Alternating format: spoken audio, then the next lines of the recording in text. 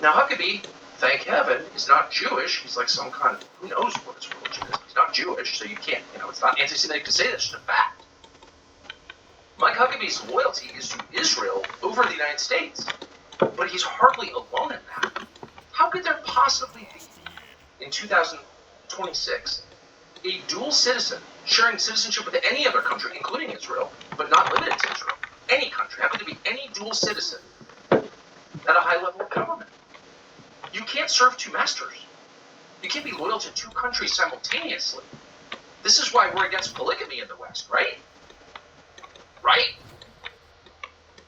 But we allow it. Why? Because no one wants to be called names if they oppose it. And it's not just dual citizenship. It's a confusion about whose behalf we're working on. And in some cases, it's unintentional. No one has spelled out the rules. It's not malign. It's just dumb. No one has had the brass to say, hey, you work for the U.S. government. Every decision you make has to put at the top of the queue American citizens. Is this good for my nation or not? No one ever gets that lecture. There's no culture of that. And it's not under this administration. It's every administration of my lifetime. Certainly since 9/11. We need to have a government that has as its stated goal the protection of American citizens, period. And if other nations benefit from that, great. We're not against anything.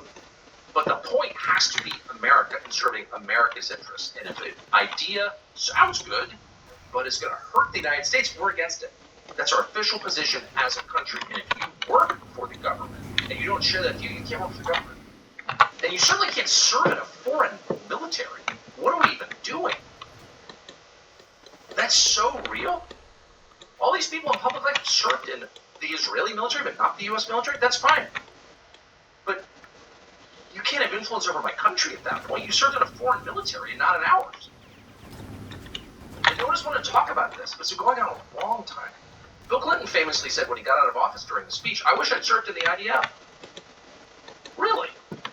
He dodged the draft. It's not a defense of the Vietnam War, which was idiotic. But it's a clear statement of priorities. I would serve in a foreign country's military before my own?